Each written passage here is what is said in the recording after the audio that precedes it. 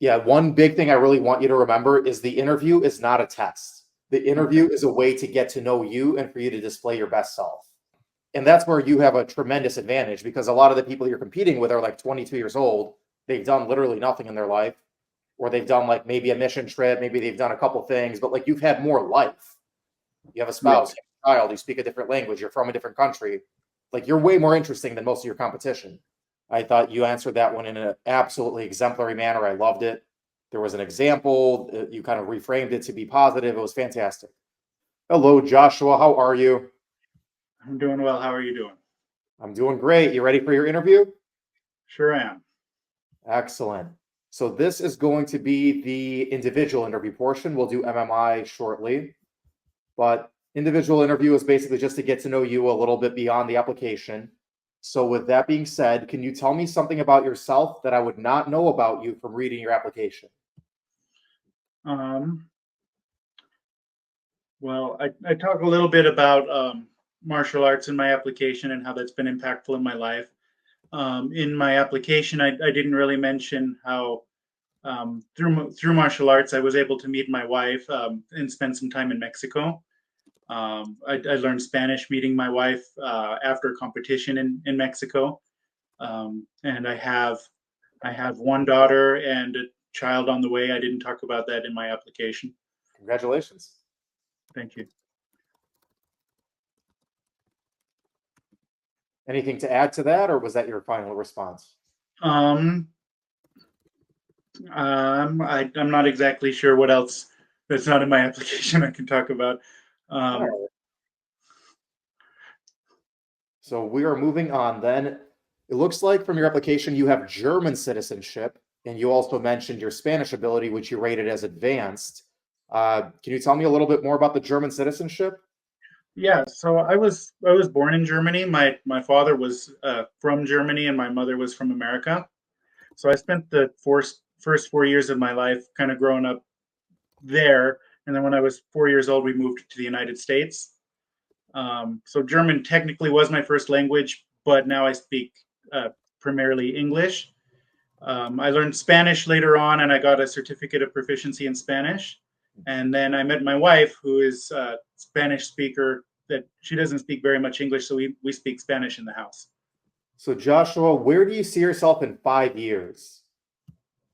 Yeah, so I I see myself passing the pants and being a active member within the PA community, mostly treating patients and working in. I foresee myself working in primary care, working at uh, a community health facility. Um, I would like to stay in Utah as of right now, where I have a support system for myself as well as my family. Mhm. Um, Predominantly in primary care. So moving on to your transcripts. Looking through your transcripts, looked like you were a decent student in college, A's, B's, some C's. However, your post-bacc semesters were excellent, essentially straight A's. What did you do to improve so drastically from college to post-bacc? Yeah, absolutely. So when I very first started university, I was still in high school. I was doing a concurrent enrollment classes. So at that time, I was very unfocused, and I'd say ill prepared for college, and that kind of became evident throughout the 4 years there when I realized that I wasn't doing as well as I would like to do. So in order to improve, um,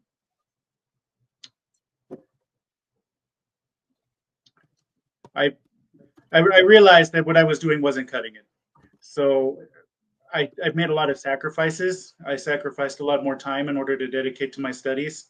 I started doing more things like flashcards and reading other sources of material other than just what the teacher provided. So, for example, during chemistry class, I sought out video topics on YouTube that explained the topics a little bit better beyond just what I got during lecture. And really just learned to dedicate myself to actively trying to learn rather than passively trying to receive the information. And so moving on to your physical therapy experience, looks like you've been a physical therapy assistant for a very long time, years and years. During this experience, can you tell me about a time when you had to deal with a difficult patient or a difficult staff member? Yeah. So I had a patient that was a post TBI. So a lot of times after a TBI, patients can become aggressive or be emotionally labile. So I was working with this patient, and he was refusing to use a walker, refusing to use a cane, but he was walking down the hall and falling a lot. And day after day, I said, please, would you try using this walker? We don't want you to fall. You're getting hurt. And he said, I'm not old. I don't need to use a walker. Um, and what I did was instead of after a while, I realized pushing and trying to get him to do this thing, it's just not working. He's not receptive to it. He's not going to do it. So I used some what I would say active listening skills. I listened to what he was saying. He doesn't want to feel old. He doesn't want to use the walker. So I made a compromise with him, and I told him, okay, let's start walking down the hall, but I want you to every couple of steps, I want you to just touch the handrail. I want you to feel where you're at. I want you to feel your surroundings as you walk down the hall. And I also later discovered too that putting him walking down the hall with music on also helped him kind of time his steps and helped him keep his balance a little bit better. So um, so finding that accommodation and common ground with him I was able to deal with the situation. Okay, and then lastly, for the individual interview portion, this is me as the interviewer, not me as myself. Do you have any questions for us? So Weber State is a relatively newer program. I think the first class is started in maybe I think 2 years ago was the initiation of the first class. So I'm just wondering how the program has evolved in this last 2 years and kind of what what um, what changes have been made within these last 2 years. I'd also want to ask what characteristics of success have you seen within your current students? Um, I would like to know a little bit about where some of the current rotations are. So my daughter has a primary care provider here in Ogden, and she for pediatrics, and she tells me that she has a couple of students from the Weber State program, and she's been impressed with them so far. I was just wondering what other rotations there are as far as McCady Hospital or Ogden Regional, or other rotations kind of in the area, and also maybe how far some of the rotations I would expect it to be I would be expected to travel. Okay, so that concludes the individual portion. Do you want to roll straight through into MMIs or get feedback and then do the MMI? Whatever you think is best. Mhm. I think it would be a good idea to probably do some feedback because there's definitely some Okay. very, very specific feedback that I think you could work Okay. on, and it would be good to practice some of that in your MMI. Okay. So first things first, how did you feel? How do you feel like you did?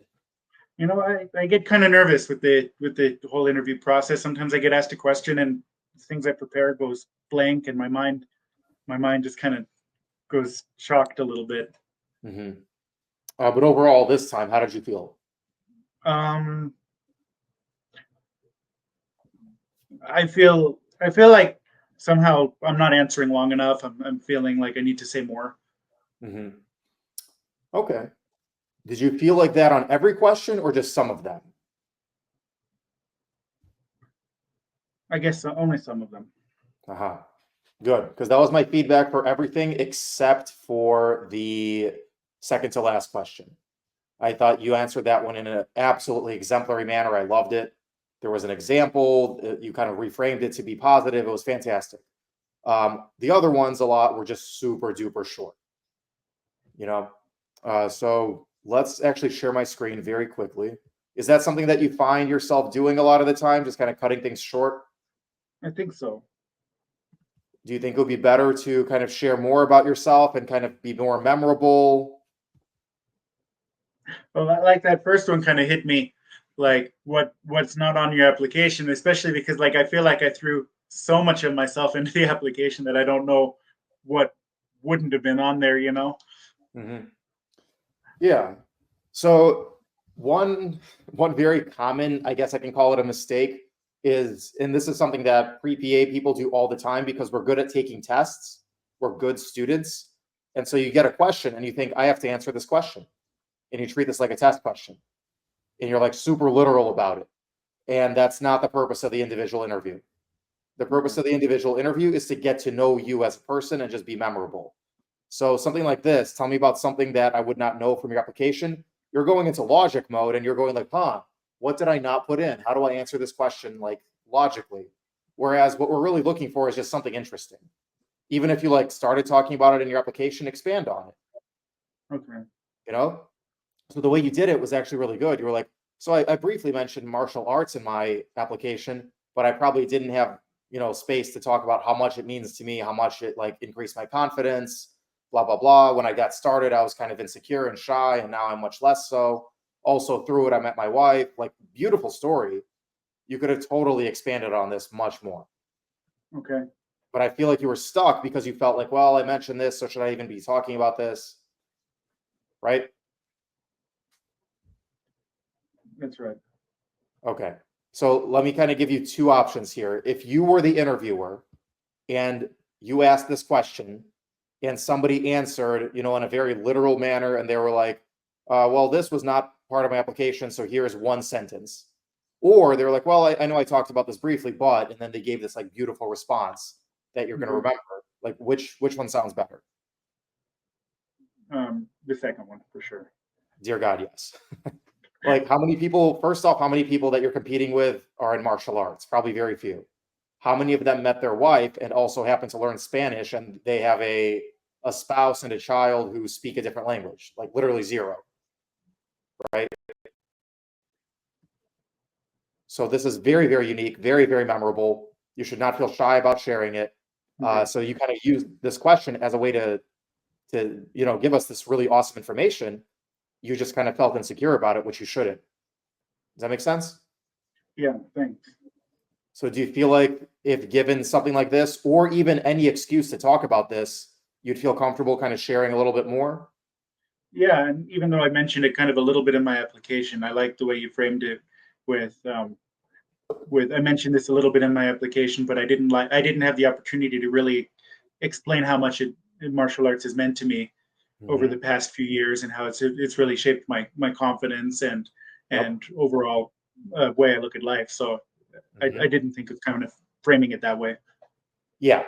Yeah. One big thing I really want you to remember is the interview is not a test. The Okay. questions they give you are not a test. You don't have to answer them exactly.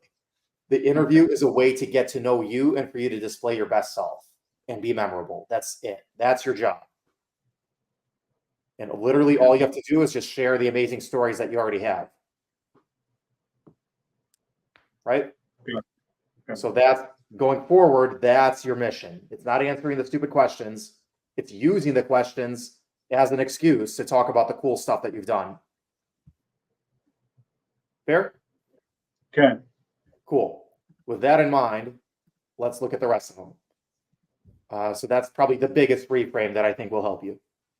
Um, and that's where you have a tremendous advantage because a lot of the people you're competing with are like 22 years old. They've done literally nothing in their life, or they've done like maybe a mission trip, maybe they've done a couple things, but like you've had more life. You have a Right. spouse, you have a child, you speak a different language, you're from a different country. Like you're way more interesting than most of your competition. So this should be a nothing burger for you. Just don't be afraid to express the cool stuff that is about you, Um, all right, German citizenship, Spanish language ability. Those are just like things that if somebody takes a minute to look at your application, those are things that stand out. So there's certainly things that you should talk about, but my feedback here is exactly the same as it is here. So how can I expand on that a little bit? Tell me more about that with the German citizenship and my Spanish. I feel like I did kind of tell my story a little bit, but how can I improve that? Just the ways that I say that would be better to tell personal stories is one, tell actual stories, like an actual like physical thing that happened. I was doing this and I was learning Spanish here. And it was funny the first time when I started learning Spanish. This is why I did it. This is who taught me. I was on, what do you call it? What's the one with the owl, the annoying app that keeps emailing me? Duolingo or something. Duolingo. I hate Duolingo. I was on Duolingo, and that owl kept emailing me until I finally gave in and spent 2 years, every single day learning it. Or, somebody taught me or whatever. Like, tell a story. Give us an actual physical example of what happened. I was sitting on my couch in my living room doing Duolingo, or however you learned it. I remember being like 4 years old and somebody saying in English, "Move over," and I was confused, like, "Move over, like what do you want me to move over?" And I was confused by the sentence, Yep. but I don't know if that counts. That totally counts, because German is very like logical. It's like move over, move what over. But then in English, it's like, no, you move over, but it's assumed. So yeah, stuff like that, like an example like that, and then maybe an example in Spanish, how like different languages have just different kind of like feelings and assumptions.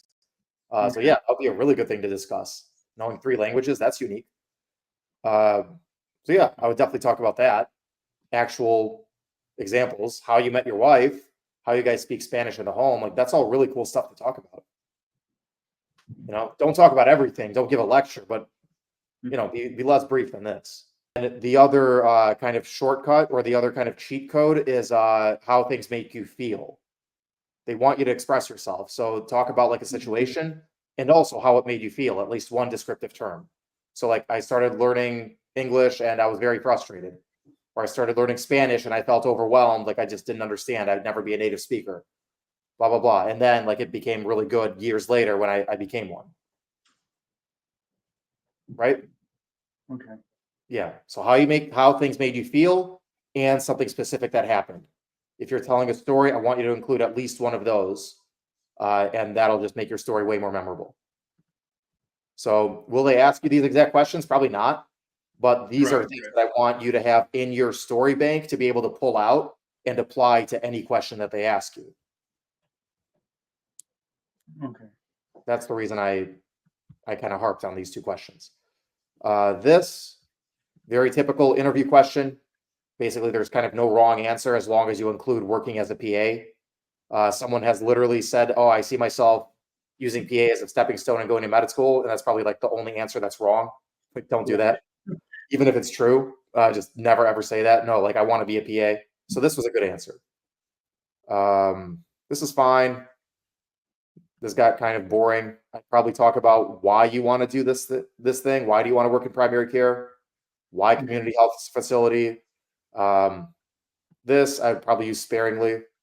If you're applying to a local program and it's Utah, like, that's cool. This is fine, but I'd make this more of like an afterthought, and this more of the primary answer. Okay.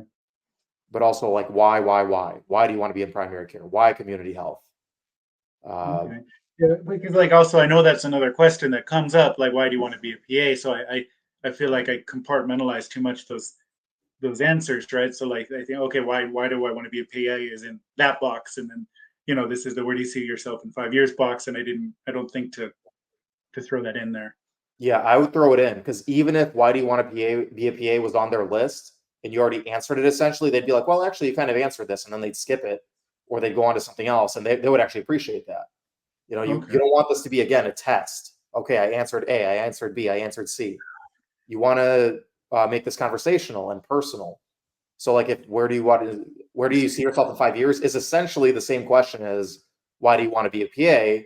It just adds, like, I would like to add this on top of it. I want to be So then, here. okay, so yeah, I mean, I could definitely add a lot of the why I want to be a PA answers into that. I just didn't think to tie that in with this question. Unless it was already asked, then all you would say is, well, I mentioned I want to be a PA because this, and like, this is kind of how I'd like to apply that. Okay. So if that was already asked, sure. But if it wasn't, yeah, because there's not that many like standard answers or standard questions. There's like really 4 kind of questions they can ask you, and everything else is just a version of it. Why do you want to be a PA? Tell me about your academics. Basically, prove that you're not going to fail. What are you going to do when things get hard academically? How are you going to handle interpersonal conflict? And what else? Why this program? Like, why uniquely this program? There's really those 4 questions. Everything else is like a version of those 4 questions. So if you have a solid story, a solid answer for all 4 of those, you can just kind of use the questions they ask you to tell one of those 4 stories and you're done. Okay. Super simple. You just have to have 4 really good responses prepared, and everything else is just a version of those things. Okay. Does that make sense? Yeah. No, that helps a lot. I just would know. I just didn't think to tie it together like that. Yep. Yeah. So now when you're going to practice, you're going to look for ways to just kind of hop into something you're comfortable talking about. Okay. Because as long as you like say a bunch of good stuff and then you say, yeah, and in 5 years, I'd like to be blah, blah, blah. It makes sense. So yeah, that would be a much better response than just listing, I'd like to be in primary care and then nothing else. Okay. Cool. So I could even talk about how maybe they're like the transitioning from PTA. I'm not able to do these things in PTA, so I really want to be able to do these things, and mention that in this Yeah. question. Okay. Yeah, absolutely. Why not? As long as like you do that kind of briefly and then you focus on this. But yeah, like, I've been a PTA for this many years. I've gotten to a pretty high level doing this, this, and that. I realize how much PAs get to do for my shadowing. They get to increase, like they kind of get to do what I'm doing now. Plus they include, injections and medication management and referrals and whatnot, procedures. And I'd really love to just like step up my level of care. So I think I kind of see myself working in orthopedics at one point, but I'd probably like to start in primary care, blah, blah, blah, whatever that may be. Okay. Yeah, absolutely. That'll be a great answer. So I'd be shocked if you didn't get something about academics in the individual portion, unless they're just really hurrying up. And your transcript there's really nothing concerning. It was kind of not great. And then boom, post-bacc, hard classes, all straight A's, very solid track record. So I don't see them having a whole lot of concerns, but the best answer for anything related to academics is this class was hard. Here's how I got better. And here's how, I succeeded. Specifically. That's literally all you need to say. So this was good, but I would like to hear more. Okay. I also wouldn't have framed it negatively. Like I made sacrifices. I sacrificed a lot of time. I'd probably be more positive. Like I realized that, learning things took more time than I thought it did. So I gave it more time. And I'm glad I did. It's not like I sacrificed. This makes it sound like you begrudgingly like studied. Oh, I see. Yeah. So always positive. Just don't be negative about anything. And that's actually a good rule of thumb for like when you had a difficult patient, which I thought you did this exemplary. But if you have a difficult patient, difficult staff member, difficult whatever, never negative, always positive. Like this, this was tough, but good things came out of it, blah, blah, blah. So yeah, this was good. I like that you said specifically flashcards, YouTube videos that explain things differently. I would have just loved to hear more specifics. Like for, I don't know, biochem, I noticed that flashcards really worked for this unit, but also drawing things out worked for this unit. And I noticed that, I got a C on my first exam, but then I got A's once I figured this out. Khan Academy or what is it, Study Ninja or whatever, like specific YouTube channels, right? So again, specifics, put me in the room with you, tell me what you did and how it made you feel. I felt very proud of myself when my grades started improving because this worked, Okay. So yeah, those 2 things. Every answer should have those 2 things: a specific story, something specific that happened, and how it made you feel. Okay. Which phenomenal. This was like a 10 out of 10 answer.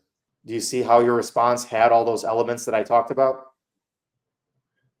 A little bit. I see like how it came up to the good situation. Not so much how it made me feel or anything like that, but not necessarily. You could have probably thrown that in, but there was a lot there. Like active listening, patient doesn't feel old, doesn't want to use a walker. It was very empathetic. Helped him take his steps, finding the accommodation, common ground. I was able to deal with the situation. Yeah, you're right. It could have been a little bit more like, I was proud of that, or just it felt really good seeing him make progress. Like that would have probably been good. But overall, very good. Very specific. Patient had a TBI. After TBIs, they can be a little aggressive or labile. You didn't say like he was so mean, I hated this guy, which is good. Just said like, oh, you were very like kind of professional about it, which is good. So I really like this whole story. This was pretty fantastic. Questions for us. I mean, obviously, you're not going to prattle all of them off at the same time, right? You're going to do one, let them respond. My rule of thumb for questions for interviewers is closed-ended, not open-ended. Make it easy for them to respond. So like this one, I think it was 2 years ago. I would know that for certain. When was their first inaugural class? And then how has the program evolved in 2 years? That's very open-ended. Okay. Yeah, I'd prefer something easier to respond to. What changes have been made? A lot of changes have probably been made.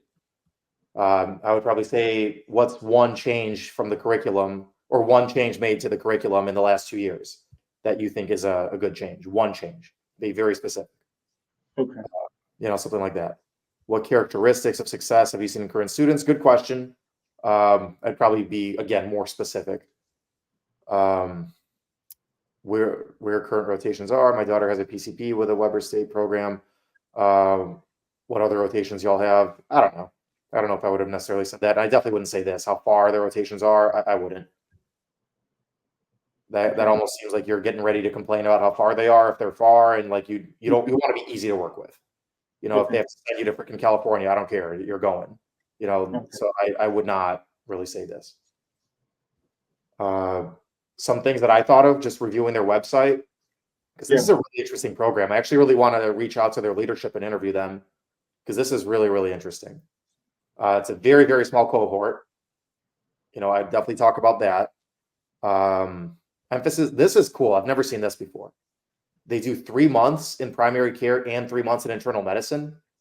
I've never seen that before, especially such a short program. So I would ask, of all the programs you research, this is the only one that you've seen do this. How does that fit into their schedule? Is it at the cost of electives? Are other rotations shorter than some other programs? Like, how do they do this? Okay. I'd be very curious to know about that. And also, like, just whatever questions you have about this, because this is probably the most unique feature of this program. I'd probably memorize this and how it appeals to you or how it applies to you. And this is an interesting one. This was on their website. Their study skills areas open 24/7. So this one, I'd have actually applied to this. Where to go? Current students. There we go. What characteristics of success? So talk about how the Student Skills Center is open 24/7, and ask if some students like go there late at night, if some students go early morning, and like maybe which ones they found are better, better prepared, just something like that. Just basically make it seem like you gave a crap, you did your research, and you're very interested. Okay. Yeah, that's all I would do here. Pretty simple. But did you see all this stuff on their website when you did your research? I did. Yeah, I'd ask about unique stuff. Show that you actually cared, and what you're uniquely like interested in. This is super interesting. I'm just telling you right now, this is unique. I've never seen this before. Where primary care and inpatient internal medicine are 3 months each. I've never seen that before. Normally like 1 month, right, in other programs, or? I think they're usually like 6 to 8 weeks per rotation. So it almost seems like they're sacrificing one rotation to split it up between these two. So yeah, they're making it longer. So I would definitely ask about like how that fits into the schedule, if there's no elective or if other rotations are shorter to accommodate this. And also like what students have said if this was valuable experience. Sound good? All right, that's helpful. Yeah, I would definitely ask about that. That's super interesting. I actually, like I said, I want to reach out to them and ask the program director about that, because I've never seen that before. Okay. Any questions before we do MMI? I don't think so. Does all that feedback make sense? It does. I'm going to work really hard to try to implement that and try to be more, bring in more of my emotion and how things made me feel, and to some of my answers. Yeah, you don't want to overshare. You don't want to start crying. You don't want to like, you know what I mean? Like, you can, it happens, but like, you don't want to like be a basket case, but you also don't want to be like super buttoned up and never like say anything and just be like logical and give one word responses, because they're going to forget right about you. Okay. You know, share something. It's an interview. It's a get to know you situation. So let them get to know you. Okay. Ready for MMI? Let's go. MMI is actually the polar opposite of what I just told you. Okay. So you do some of that, that's fine, but MMI is more official. It has rules. You get a certain amount of time to think, you get a certain amount of time to respond. There's usually not a back and forth. It's just kind of you giving your response and that's it. Okay. All right. So MMI is different and you're going to have to do both. So MMI, I don't know how much time they give you to think in yours and how much time they give you to respond. Did they tell you? They didn't say. I did do an interview recently where they gave me about 1 minute. Mm-hmm. Okay. Usually I give you 2. 1 minute sounds really, really fast, but if that's what it is, that's what it is.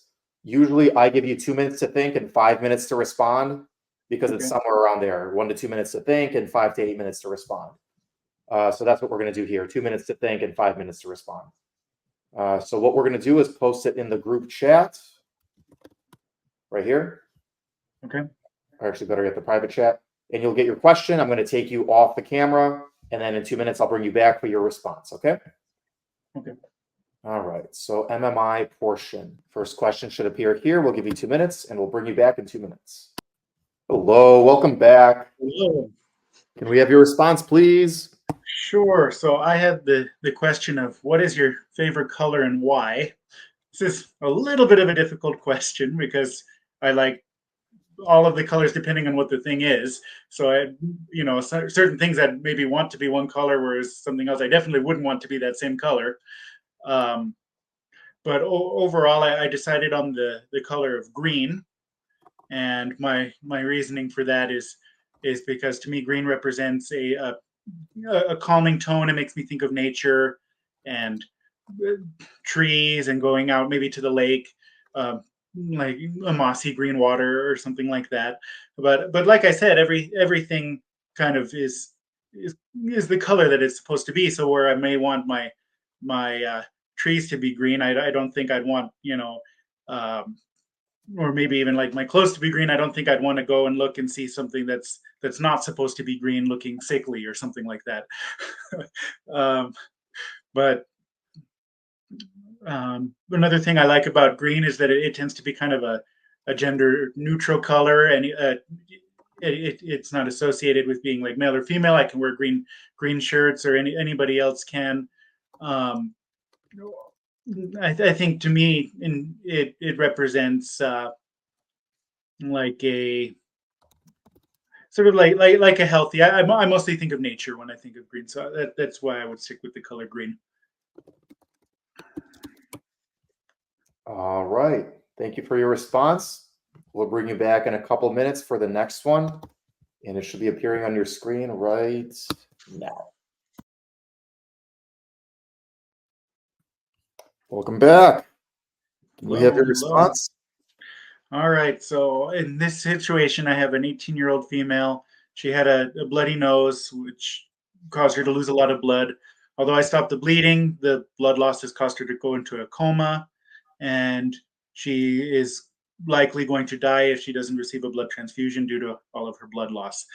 The difficulty is that the nurse has found a card that says that she's a Jehovah's Witness, and as we know, Jehovah's Witnesses refuse to accept blood transfusions. So what I have a couple of options. I could choose to respect this card that the nurse has found and allow the patient not to receive a blood transfusion and potentially die.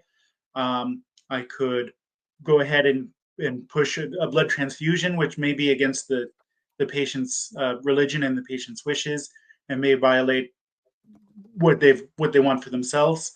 So what I would go ahead and do is in the first step I would take is see if maybe there are any alternatives to a blood transfusion. I don't know if maybe accepting blood plasma is something that Jehovah's Witnesses are for or against. I actually don't know, but I would look to see if there's any alternative treatments available. I would also want to verify that this card is actually an authentic card of what the patient wishes for.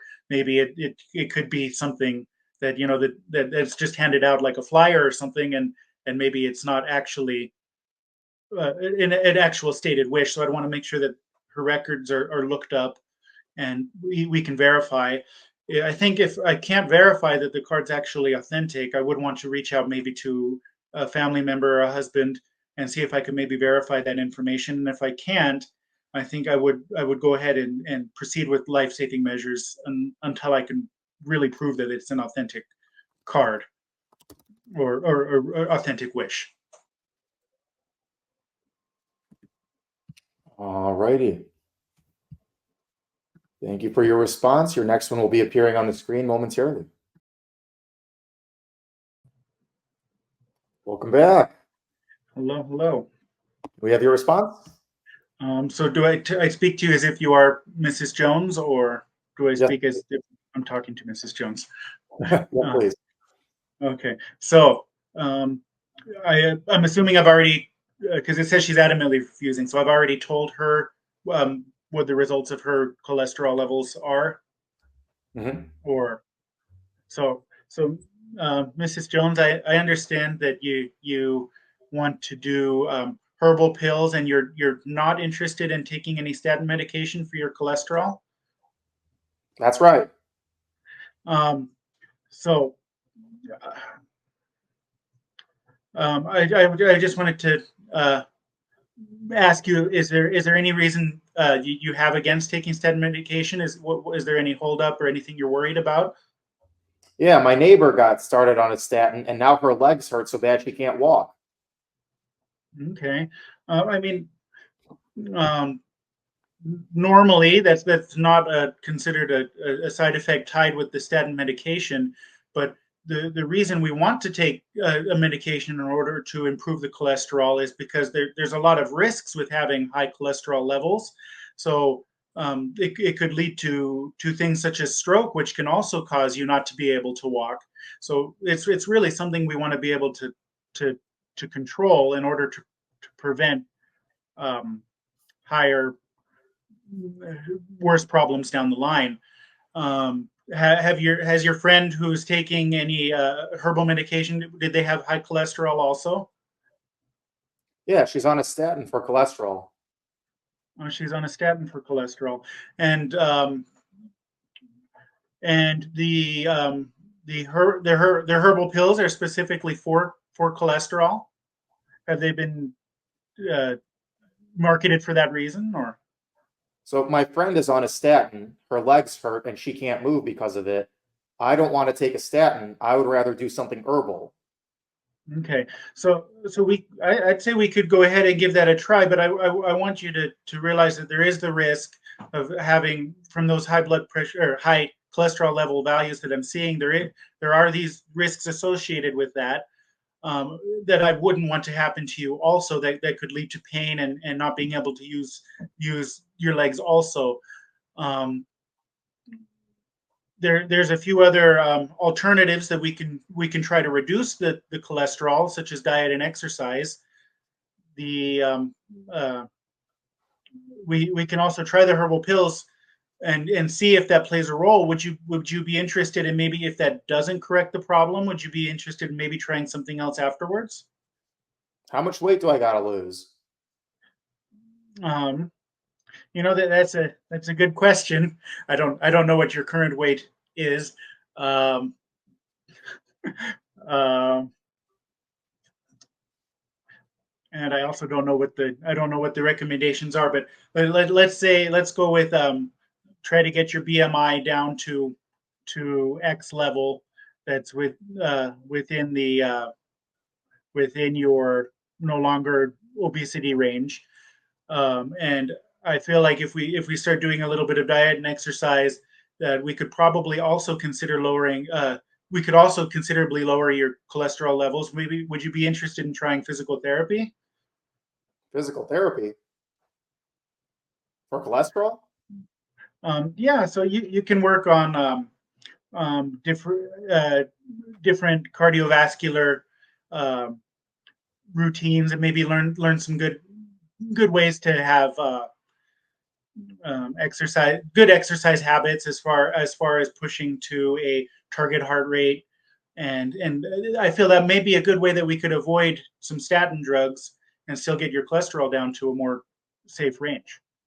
I didn't know you could do cardiovascular physical therapy to lower cholesterol. That one's new to me. All right. So- Well, thank you, Sorry. doctor. All All right, right. thanks. We'll bring you Sorry back. about that one. That's the time limit for that response. Okay, sorry about that. That was the last one I had for you. Okay, great. Okay. A little flustered there?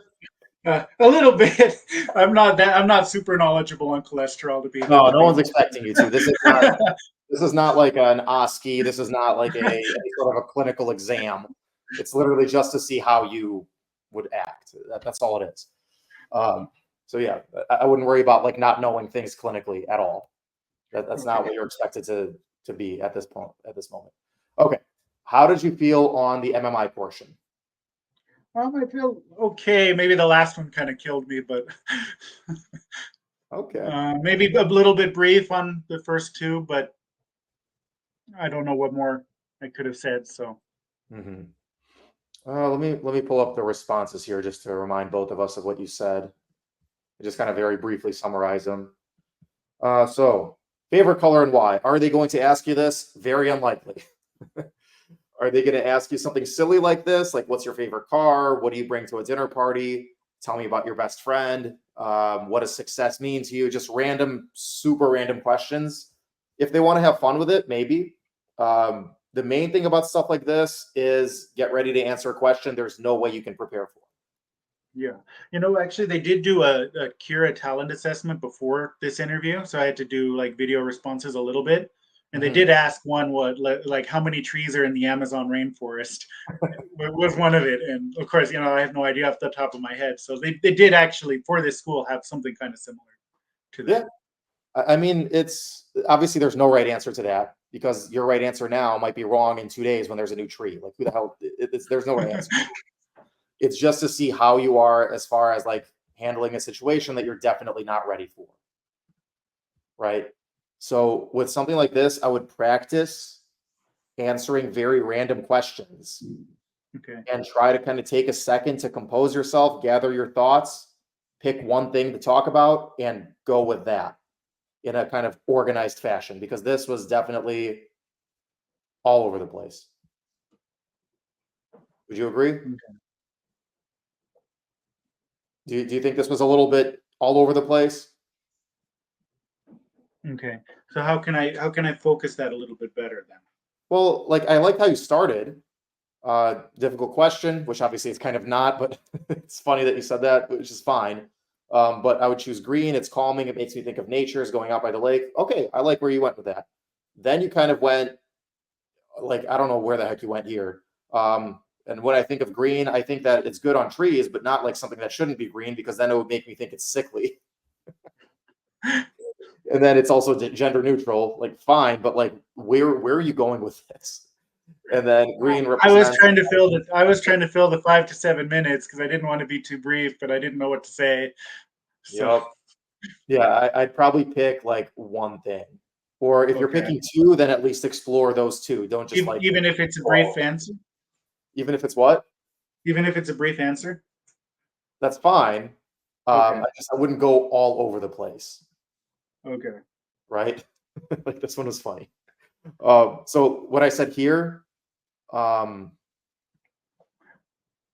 take a few seconds to think about it, give a confident, organized response, think of a few reasons why it is what it is, and just calmly kind of explain your reasoning. And that's it. Be happy about that. Don't go all over the place, stream of consciousness, just whatever comes to mind. That's just Okay. because think about it.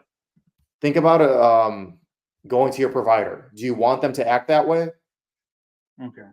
If you came to me and you were like, my toe hurts, I'd be like, oh, that stinks. Did you injure it? And also maybe did something fall on it? Or, oh, maybe it's an infection. Yeah. Oh, maybe a flu. You'd be like, what the hell? Like, I'm terrified now. Right. Right. Right. That's not why I came to you. Right. You know, you want someone who's going to be kind of calm and kind of logical and just kind of chill and be like, oh, okay, I don't know. What happened to it? Did something injure it? Wait for a response. Now, granted, it's not the same thing, but you see what I'm saying? You don't want to be all over the place. Okay. You want to compose yourself, take a second. Why do I like green? Nature. Let's go with nature and talk about nature. Or nature and gender neutral. Fine, talk about both, but not all over the place. Right? Okay. Does that make sense? Yeah. Okay. So another thing that's just very, very easy to practice. Random questions, take 2 seconds. If you need time, literally tell them, oh, can I have a few seconds to compose my response? Sure. Take a few seconds, think about it. What am I going to say? Why do I actually like green? Let's describe the trees. I love nature. Why do I love nature? I was hiking with my wife. I was just thinking how beautiful nature is. Perfect answer. Okay. That's it. Nice and simple. Okay, this one. So when you're in a MMI or when you're in a group activity, a lot of times they'll do something like this. A logical, or not a logical, a scenario question. That's a lot of times like an ethical question where there kind of is no right answer, but you just have to think through it. And I like how you used my strategy. Is this from the sheet that I gave you? Yeah. Yep. I like that you started using it. You summarized it, which is good. You talked about a few different options. You kind of skipped, or you kind of started using the gathering more information later, which is okay. So you don't have to like go in order, but you gave different scenarios. Then you kind of went to more information. You could try to ask the interviewer, or if you're not comfortable doing that, you could just do what you did. I think you did a pretty good job there. I actually haven't heard this response yet. I'd try to authenticate it to see if it's something she genuinely believes. I like that. So yeah, I thought this was a really good response overall. Overall, very good. This one is unfairly long. It's way too long for 2 minutes, but that's fine. Sometimes you'll have that. And the way you get around long questions is you read the end first, the last 2, maybe 3 sentences. That's usually all you need in order to answer the question. So if you get something that's super long and you get nervous, just read the end. The last sentence, last 2 sentences, maybe 3. That should give you enough to work with to where you can just skim the rest and kind of know what you're going to say. Okay. Okay. No, that actually happened on one question on my last interview. I was Mhm. reading the last sentence and they're like, okay, go in the room. So Mhm. that did happen on one question. It's a good strategy for this and also for test taking. So like on the pants, you get an average of 1 minute, and sometimes you get a whole like page of information. It's impossible to read it all. I don't care how fast you are. So you read the last 2 or 3 sentences. That's where the most of the information is. Then the answer choices, and then you skim the rest.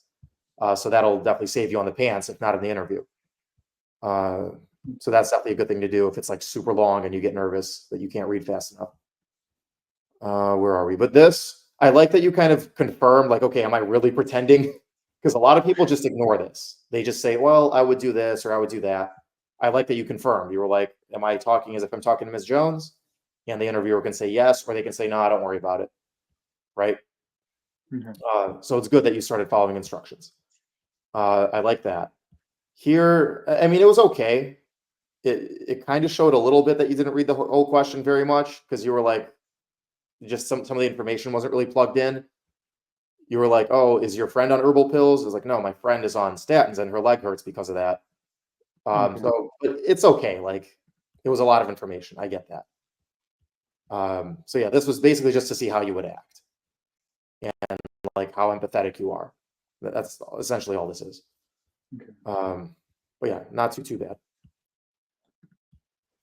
On that How do you, last question, I did feel a little bit uh, trying to get through it, like not as Mhm. confident as I should have been. But That was a hard question. That was a very, very hard question. And just understand that nobody's expecting you to know the clinical stuff. okay. It's just the game. That's not where you're at right now. You're not supposed to know that stuff. And be confident in the fact that you're not supposed to know that stuff. It's okay. Okay. Just be confident in you're playing the game to do the interview. All you could do Okay. is demonstrate your empathy, the little bit of information you have, and that's all you have. That's okay. Okay. So asking a little bit about the friend and things like that was good. Yeah. Asking about what their holdup is, that kind of thing. Mhm. Okay.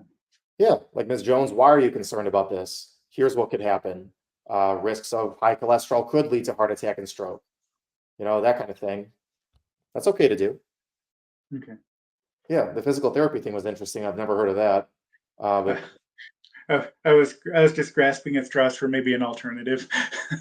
yeah, uh, That's one kind of like overall feedback I would say is I feel like it's pretty easy to put you in the position where you are grasping at straws, and then it feels disjointed. So we really need to come up with a way to practice so that you're not being put in that situation, Okay. right? Do you feel like a lot of times you are kind of grasping at straws and you don't know what to do? Maybe a little bit, yeah. Yeah, because I've gotten you to that position in a few questions already, and I don't want you to be there. If you get there, that's fine. It's not the end of the world, but I want you to practice. Okay. Practice taking a second, composing yourself, knowing exactly what you're going to say, and being very confident in that response. Not just trying to add random crap from God knows where that makes you seem unconfident. You need to just pick Okay. something, expand upon it fully, and just be done and happy with it. Okay. But then I worry I'm going to be really brief. Well, expand upon it fully. Don't forget that part. Okay. You know? So, one thing you could do is practice talking about something for longer than you feel comfortable. One thing. Because, so you know what ADHD is, right? Yeah. It's like it's listed, it's technically a disease, quote unquote, that's treated with medication, but it's a defense mechanism. Changing topics because you're uncomfortable with what you're doing. Okay. Or That's how I doing answered something. the first question. What's that?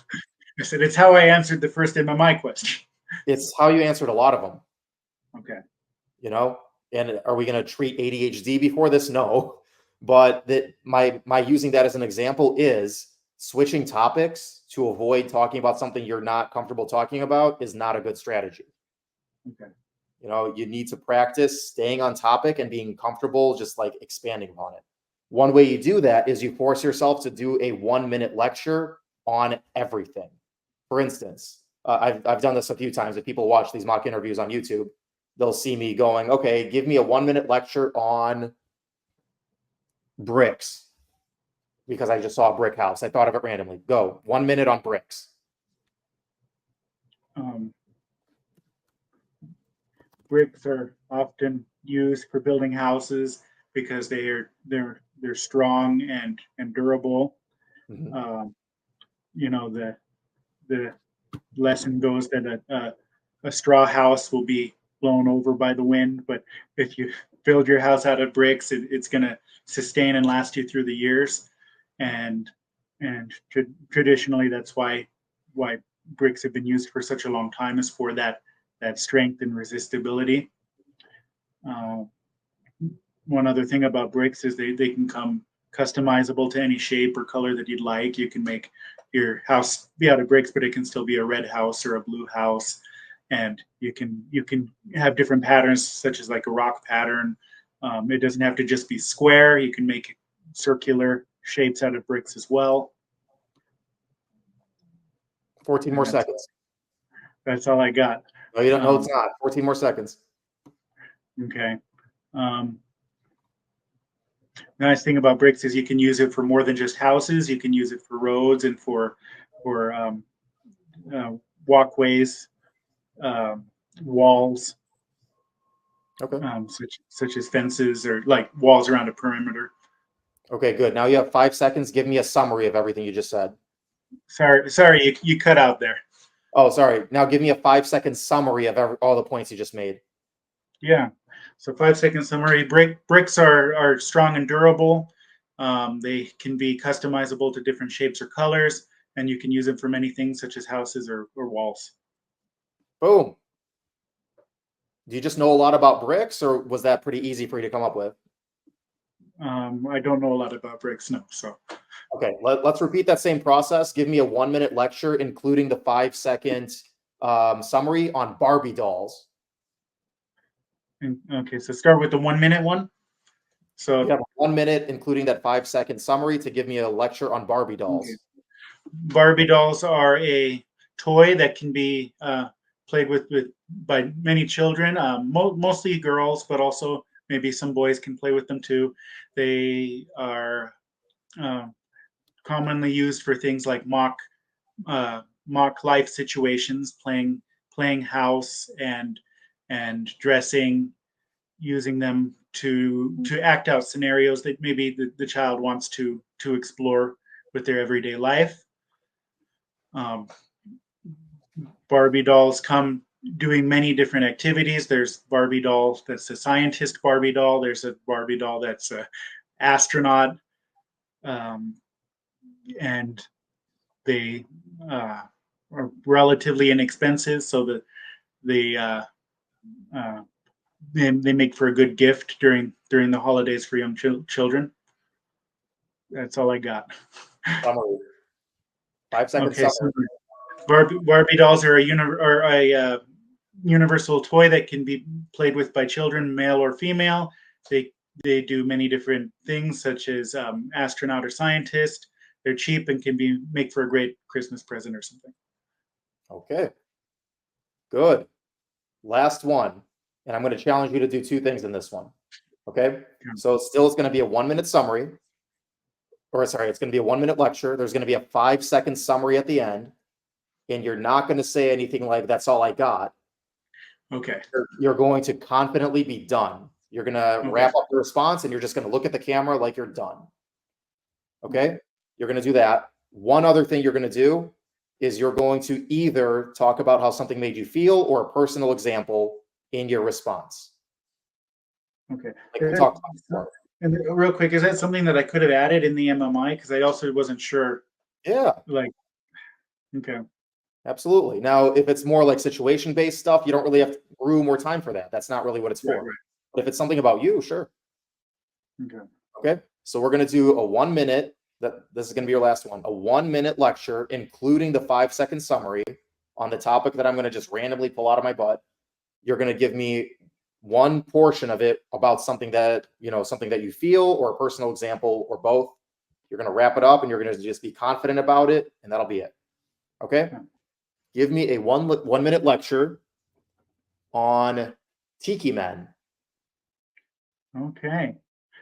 Well, tiki men are traditionally from Polynesian cultures. They are made out of wood, and they're decorative. So they they are they're used in many different things because of their beauty, such as that mug that you had, or a tattoo that somebody may put onto their arm.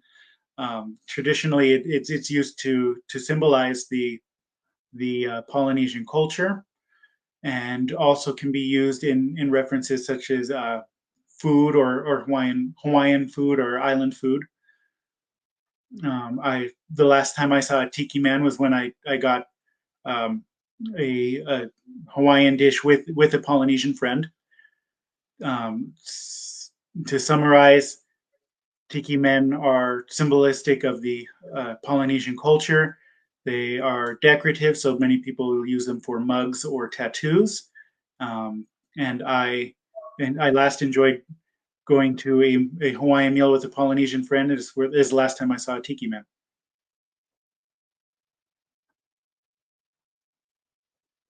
Good.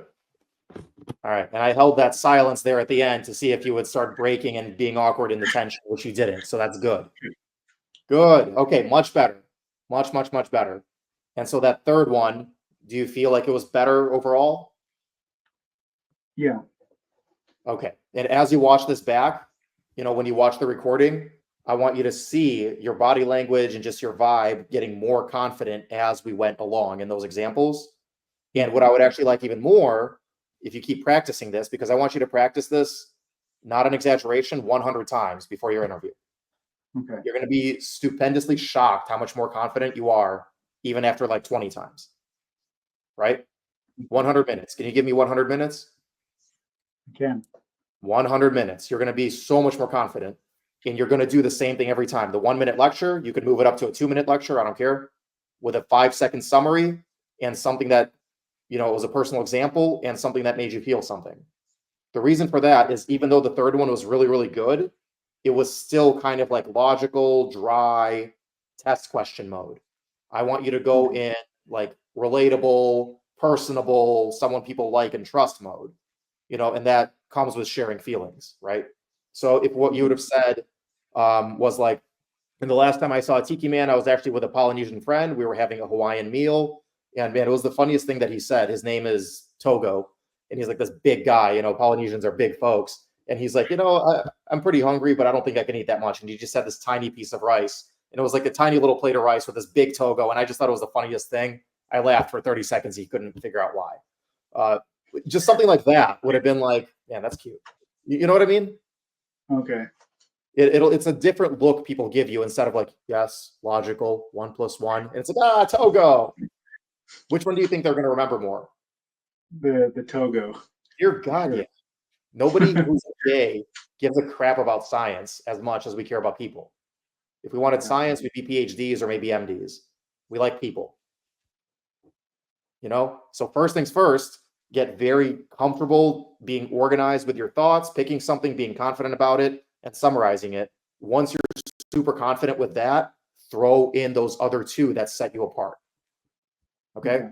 The first thing I want you to learn is to not do anything really stupid and seem super, disorganized. So practice being really buttoned up first. And then once you have that base, that's when you start to let loose a little bit, talk about things that are emotional, interesting, funny, sharing more of yourself, but only once you have that confident base. Okay. So like the question on why you like the color green, that'd be a good place to, even though I have 5 minutes or so to just do, if I just get a 1 minute answer and a 5-second summary and be done with it, even though I was awarded 5, is that good or? It's fine, but at that point, then like you can practice this with a 2-minute lecture. It's fine. It's just easier to get more reps with a 1 minute. Yeah.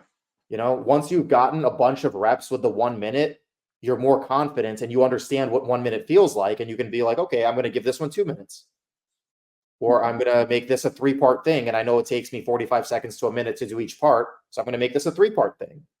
You're in full control at that point. Okay. I just like the 1 minute because it's, very easy to practice a bunch of times. So like you could kind of think of it in like 1 minute chunks. Each example you give is a 1 minute chunk. So let's say you want to give 2 examples, that becomes a 2-minute answer. You want to give 3 examples, that becomes a 3-minute answer. For like the situation questions, you kind of want to make it a 3 thing because 3 scenarios. So you summarize, that'll take like 30 seconds. You give 3 scenarios, that's 3 minutes. You talk about which one you're going to choose, that makes it 4 minutes, and then you're well within the time frame and it's a complete answer. Okay. So first things first, practice a bunch of times with this 1 minute thing, and then start to kind of expand to more detailed answers. But I think you're going to do really, really good if you do that because you already made a ton of progress. Awesome. Make sense? Thanks for that. Yeah. You're going to kill it. You're absolutely going to kill it if you do that practice. Because the saddest thing to me is someone who has a really, really, really cool like resume who just can't communicate it. Right? Because your resume, your application, way better than like 99% of people. Way more experience, way cooler stuff, way more abilities. You're just like, I want you to get the personal skills down to communicate that. Because if that doesn't happen, you never get in. Yeah. Then it's like they don't accept you off your resume. They want to make sure that you can communicate. Okay. Which literally just doing this 100 minutes of practice will be enough probably to make the difference. Okay. Okay? And then just to myself, or do I have to find somebody to communicate it to? Both. I mean, you can't expect your wife or your family or your friends to sit around for 100 minutes. That would be cruel and unusual. But do it once to yourself. Record yourself. See if you're talking too fast, which you do. Record yourself. And then also practice with other people. And then maybe record yourself again with their feedback. And then practice with other people.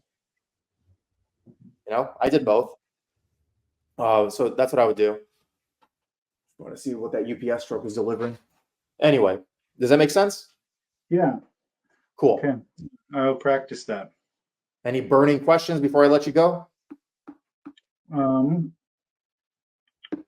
No. I struggle a little bit with the question of answering like tell me about what your weaknesses are, of how to really frame that in a way that doesn't make me not look good, Mm-hmm. Yeah. I mean, what is your main weakness? I mean, I usually answer with I'm really critical of myself. I don't like to make a mistake. In order to work on that, I've been trying to implement constructive criticism. and realize that it's only there to improve myself, but I don't know how really I should be answering this question. I mean, that's honestly, that's a good weakness to have as a medical provider, Okay. you know? So that's not a bad weakness if you can figure out how to talk about it. I'm very critical of myself. I really don't like making mistakes. You know, I realize that life, medicine, and studying isn't perfect and mistakes will be made. But, you know, especially with people's lives on the line, that's something that I really, you know, don't want to have happen. So I do everything that I can, but I also realize that I have to take care of myself and budget my time. And, you know, sometimes there's competing responsibilities. So I'm still learning how to prioritize things, starting with the most important, but also trying to not let my, you know, self-criticism and my high standards get to me to where I can do this for the long term. Mhm. You know, and maybe talk about like a specific example, like I screwed up this, it taught me that, you know, and something like that. Okay. Yeah, it's really, that's not a bad weakness to have as a medical provider. In fact, I'd rather my medical providers have that weakness, honestly, instead of someone who's just like willy-nilly making mistakes all the time. So yeah, that's a good one. I would definitely choose that one. Just think of a good response for it. Okay. All Cool. right. Thank you for your time. I appreciate it.